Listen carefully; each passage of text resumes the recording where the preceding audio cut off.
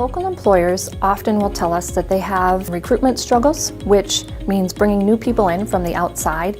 Sometimes it's hard to get people to consider Fargo Moorhead as a location where they would want to relocate themselves or their family. And so we can come at it from a community perspective where we can highlight the community, we can show people why Fargo Moorhead is so great. I decided on Fargo because of the people. It's not necessarily the most attractive city when you first look for a new place because it is so cold and people have watched the movie and the show and they're no charm, but the moment you step into Fargo and you meet the people, you understand it's like a big family. Everybody's so welcoming. So one of the initiatives that we have actually focuses a little bit on recruitment and on retention, and it's called the FM Welcome Party. And we have it 2 times per year. It's a really fun event. We've oftentimes held it at the Sanctuary Event Center, and its focus is to really have newcomers be able to connect with each other. As soon as I moved, Tiffany reached out and then she invited me to the Fargo Moorhead Welcome Party because she knew that this was going to be the best way for me to meet people and build my network. I even met people that speak French, so I now attend the French coffee mornings on Saturdays. There's always people willing to go and work out. There's groups for everything in Fargo. We're not just trying to recruit new individuals into Essentia Health, we're trying to recruit them to the Fargo Moorhead area. And so the EDC has really provided us with great materials to do that. If companies can't find the workforce that they need, they're not able to grow. And we want to see companies grow, we want to see them succeed, we want to see new jobs added. And so we try to help them fill the jobs that they currently have and the jobs that they anticipate having. What number would this have to be to make this an equation that works?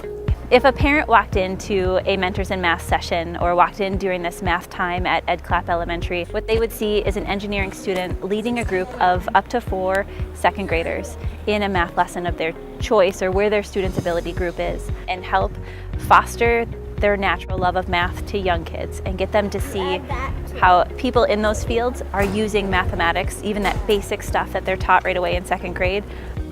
8. This is 58 right here. And this is 62.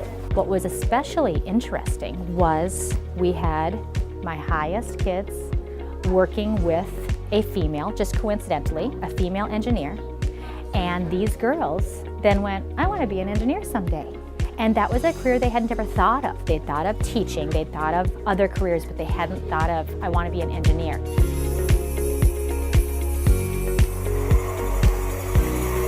EDC was a perfect match. They already have the Education That Works nonprofit for their in-school programs and developing teachers. The STEM Alliance was a good extension of those programs that they already had going, and it allowed us not to have to create a new nonprofit program. What the STEM Alliance is meant to do is pull together resources, financial, the people, and even their services so that they can serve a much wider group of students and schools in our area.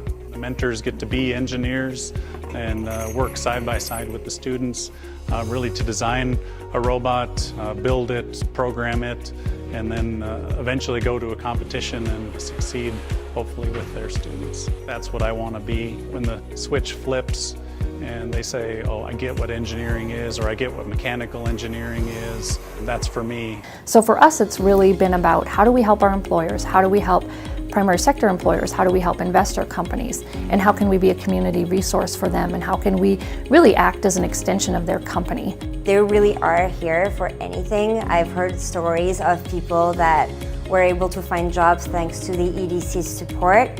But there's a lot of really great events and things to do in the area that maybe people from outside of the community don't know about. And the EDC really provides us great materials to highlight those different aspects of our culture and our community.